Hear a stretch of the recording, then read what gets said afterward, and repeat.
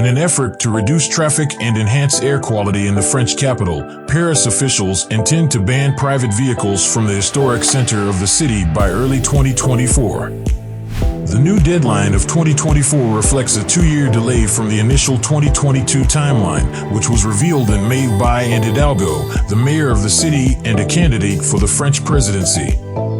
The prohibition is a part of a larger effort to make city conditions better before the city hosts the 2024 Olympic Games.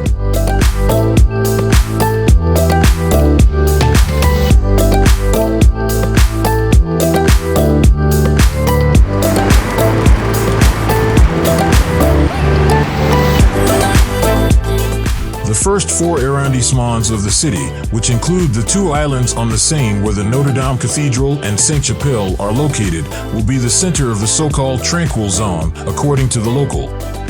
According to city officials, the current strategy is to enforce the zone by performing sporadic spot checks on vehicles leaving the region. Instead of outlawing all private automobiles, it will concentrate on through traffic, which is estimated to account for around half of the vehicles on the area's roadways. According to the city's deputy mayor David Belliard, residents will still be able to drive into the region to visit friends or use services like stores or the theater. Delivery trucks will also still have access to the area. According to estimates, the ban will remove more than 100,000 vehicles from the road each day. The restriction is only one of many policies designed to lessen the number of cars and the pollution they cause in Paris.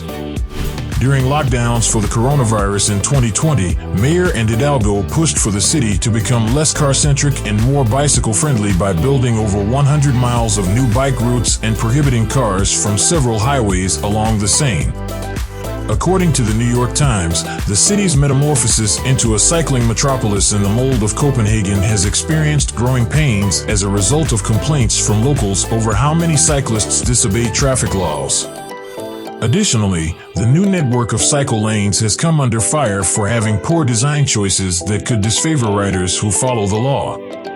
In response, the authorities increased the number of officers to ticket cyclists who disobeyed the law and improved instruction for young drivers. This year, the traffic-free zone was planned to be implemented.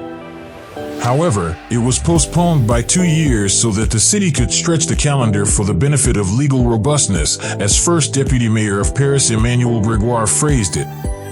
Now, it will go into force in 2024, the year before Paris hosts the Summer Olympics. The city's enforcement strategy for the new laws is still up for debate.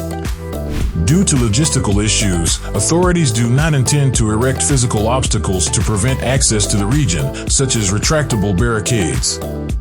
Officials said they will conduct sporadic checks, which may entail requesting documentation, such as receipts, to demonstrate that a person was driving in the area for a specified purpose. Additionally, a camera system will be put in place to enable automatic checks and record the license plates of inhabitants. Anyone found in violation of the laws will be fined. Since years, there has been a traffic issue in Paris. Not only for traffic-related reasons, but also due to environmental concerns, officials have tried to come up with a variety of solutions to minimize car congestion. In order to cut down on air pollution and make a more pedestrian-friendly corridor, the city stopped cars from driving along a 2-mile section of the Seine River in 2017. The new Tranquil zone, according to Bloomberg CityLab, is not intended to fully restrict vehicles. Disabled people, delivery services, and transient hotel guests will all be able to drive through Paris. However, the overall volume of traffic will drop by about 55%. Given that more than 100,000 automobiles drive through Paris every day, this reduction will undoubtedly have a considerable impact on the City of Light's air quality. The Paris Centre Saint-Germain zone may require local residents to present supporting documentation, resident parking cards, or parking stickers in order to enter. Buses, taxis, and ambulances are anticipated to continue to be exempt from the suggested traffic limitations. Car-free days and events are frequently a desirable policy choice, but they need careful planning to be successful. The planning and execution of car-free days and events, as well as public acceptance and stakeholder involvement, have a significant impact on their level of success and long-term viability. A compelling case for health benefits might be made to the general population, but very few research pay attention to the real health effects of car-free days and events. The most beneficial future research might concentrate on tracking the health effects of car-free days and events over time. According to studies, the advantages of neighborhoods with low traffic volumes go far beyond a reduction in traffic volume. The Walthamstow LTN, in instance, was shown to have increased walking and cycling time by an average of 115 minutes per inhabitant per week after 3 years, using Outer London as a benchmark. After just 2 years, the LTN saw a 6% decline in car ownership compared to a 2% decline in other communities that had walking or cycling programs. The results of car-free days and events vary widely and appear to be influenced by their objectives as well as their scope, frequency, duration, and geographic extent. While some studies concentrate on physical activity indicators, the majority of the research currently in circulation analyzes impacts in terms of air and noise pollution.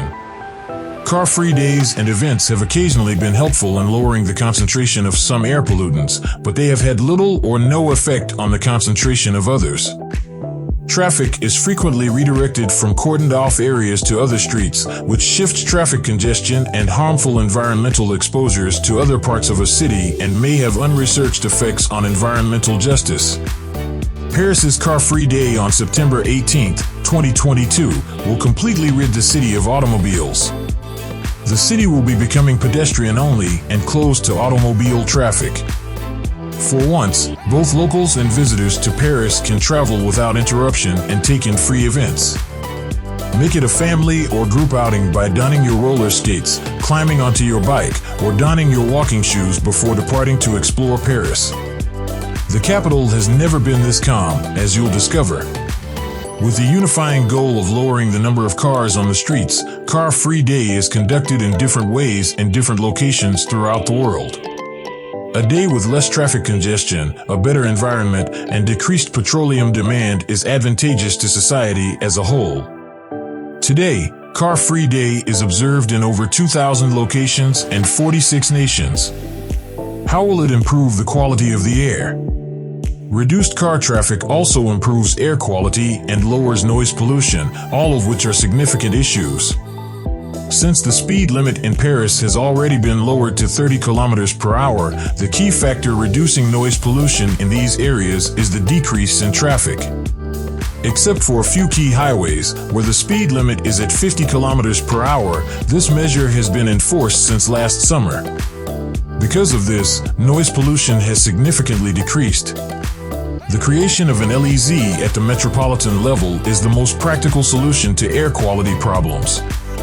In any case, a lane with a 50 kilometers per hour speed limit will be set aside for taxis, buses, and vehicle sharing. However, other clean vehicles might be permitted as the goal is to increase car sharing with designated lanes. This effort also supports what I said earlier about helping the most humble households. Certainly, we are not trying to do away with the car.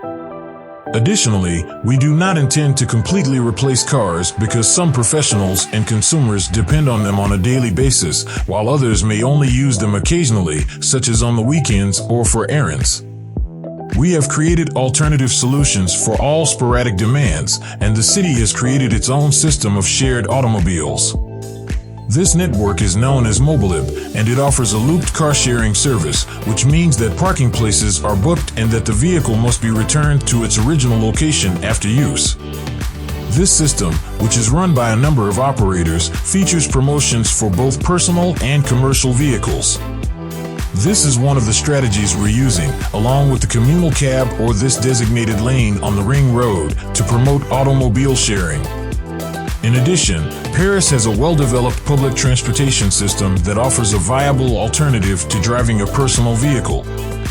Furthermore, this network is already in heavy usage, which provides us optimistic future prospects in Paris. Overall, a successful car-free project is a very hard challenge, even though more car-free initiatives are being implemented and the concept of car-free surroundings may become normalized. The majority of events call for the participation of numerous stakeholders, which may necessitate compromise and provide unforeseen adoption difficulties.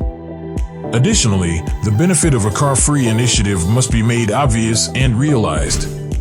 As was previously said, the support for continuing such initiatives may be weakened by failure car-free campaigns, equity, and gentrification concerns.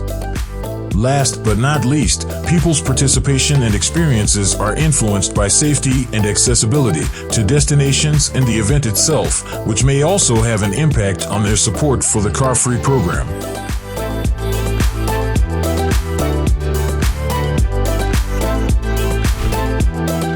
Please remember to like, share, and subscribe to our channel if you liked our video if you want to see more.